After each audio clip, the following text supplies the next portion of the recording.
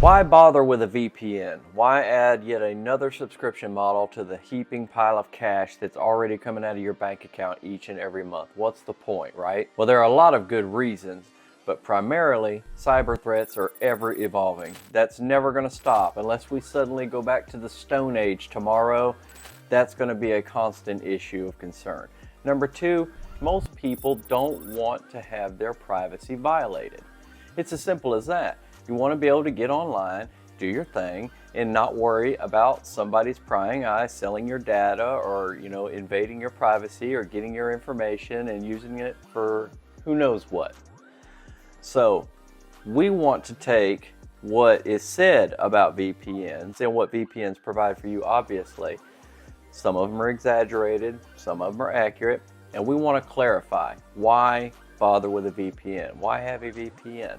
A VPN stands for Virtual Private Network. Every time you get online, it basically creates a tunnel between your device that you're accessing the internet with and a remote server. And it encrypts that data and masks your IP address. By hiding your IP address and encrypting all of your data, VPNs work to keep government agencies, your ISP, your internet service provider, and cyber criminals from violating your privacy and stealing. It is important to understand that VPNs, while they enhance your overall security to a great degree, they are not absolutely foolproof. They don't make you completely anonymous. Additional tools like tracker blockers and TOR help add some extra layers of protection as you browse the web. One thing that's grown significantly in recent years is remote work, people working from home. Okay, you need to be able to connect to your office's network without your data being breached, without your security being breached, and without your privacy being invaded, essentially. That's one thing that a VPN offers. It offers that extra secure layer so that you can do those things with confidence and knowing that your stuff is protected. Now, whether you're conferring with colleagues or you're sending data back and forth between you and through emails, text messages, back and forth with your employer, or if you're just browsing the web, the VPN gives you that extra layer of security. And when you think about it, we've got all these devices today. We've got these smartphones, we've got these PCs, we've got tablets. All of this stuff comes with supposedly built-in software that helps protect your data and privacy. And they're always advertising about it. But if you sit in your living room and you talk about your favorite cologne, it always seems to happen that, amazingly, when you go get on a computer later that day and go to Amazon, cologne is popping up. I wonder why that is. It's because they're selling your data. Your data is being sold.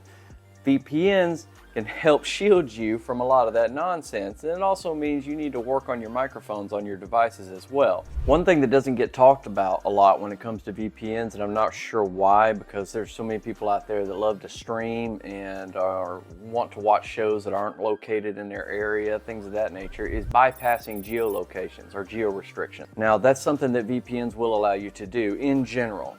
You can watch a show that's available in another country. You can access blocked websites that are, in your region or blocked in your area. You can connect to servers in a desired location, and it's kind of a workaround. It gets you around those blocks, those restrictions. However, many MVPNs can unlock these things for you, but they're not completely foolproof, and that's because the Netflixes of the world, they are doing their best to continue to stop VPN traffic from accessing their streaming platforms. In general, people with home internet pay their ISPs every month to provide them with internet, don't really think too much about public Wi-Fi and don't access it. I mean, heck, we're walking around with phones that have LTE and 5G access all the time. It's never even really a thought. But public Wi-Fi is still a big deal for a lot of people. Some people don't want to pay an ISP to provide internet at their home. Some of them are expensive. Some people do a lot of traveling, spend time in hotels. They may have a lack cell signal or their data signal for their phone is not very good. They use a hotel, a McDonald's, a coffee shop, an airport. There are all kinds of examples of public Wi-Fi, but the point is that public Wi-Fi is notoriously vulnerable. And a VPN, it doesn't just stay at your home, it goes with you. I mean, it's on your devices, so you can access public Wi-Fi and your data is encrypted, your connection is encrypted, you never have to worry about it. It makes it very, very tough if not impossible, for theft to occur or for your security in general to be breached. You can browse safely at any of these public Wi-Fi areas, anywhere you can access it. So long as your VPN is active and you're using it, you're good to go.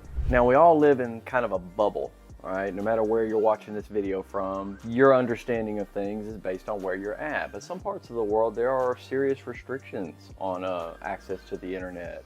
Censorship, there's some constant surveillance, blocked websites, things of that nature. And whether you're trying to get on social media, the news, whether you're streaming or, whatever you're doing online, these blocks can be seriously frustrating.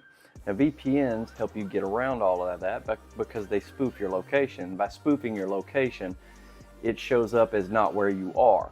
So obviously that's going to help you get around a lot of these blocks. It's a powerful tool for ensuring your right to access news and information and your right to free expression. So, best VPN practices. Number one, anytime you're accessing public Wi-Fi, whether you're in a hotel, an airport, at a fast food restaurant, anywhere that public Wi-Fi is offered and you have access to it and you use it, make sure your VPN is active. Anytime you're traveling, especially if you know you're going to be going to countries or through countries that have stiff regulations or they censor things on the internet, stuff of that nature, and you want to be able to get around that, it's a good idea to use your VPN. Anytime you want to avoid bandwidth throttling. Now, for those of you who are not familiar with bandwidth throttling, that is basically when your ISP or your cell carrier slows down, chokes down your internet speed. Now, they do it for a variety of reasons. Number one, it's to restrict your data if you only have a set amount of data, depending on the plan that you currently pay for. And number two, whenever it's a high traffic time in the day, like when everybody's getting off work, getting home, and everybody's jumping on the internet, that's when you'll experience the most bandwidth throttling. VPN will help you get around that.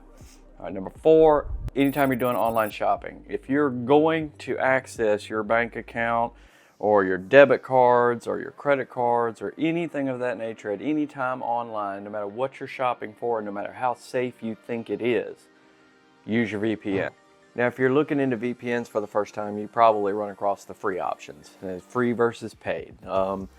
While there may be some higher security aspects by going with a free VPN, there are also some significant drawbacks, which you should definitely consider. Limited speed. Speeds are just going to be slower. That's the nature of the beast. You're dealing with a free service. Fewer servers available, and that also impacts speed overall in general. You can expect weaker security measures.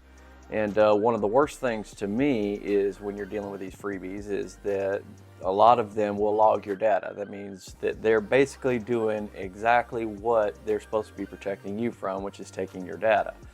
And some of them will pummel you with ads. And if you're hating the ads, they're spreading everywhere, especially with all these streaming platforms and everything. If you're sick and tired of looking at ads, then a free VPN is definitely not the way to go. With all of that being said, a VPN is a powerful tool that enhances your online security and your privacy. However, it's at its absolute best when you combine it with other online security strategies, such as the tracker blockers that we mentioned earlier, or TOR. Now, we also have a few VPNs that we recommend. You'll find those links down below in the description box. But make sure you hit that like and subscribe button. That's what's going to keep these videos rolling. Be sure to comment as well. You got some VPN knowledge or some experiences of your own, or you want to look into a VPN and you have questions about it, definitely hit us up in the comments. I always try to get on there and answer as many as I can. Other than that, thank you everybody for watching, and remember, stay safe out there on the internet.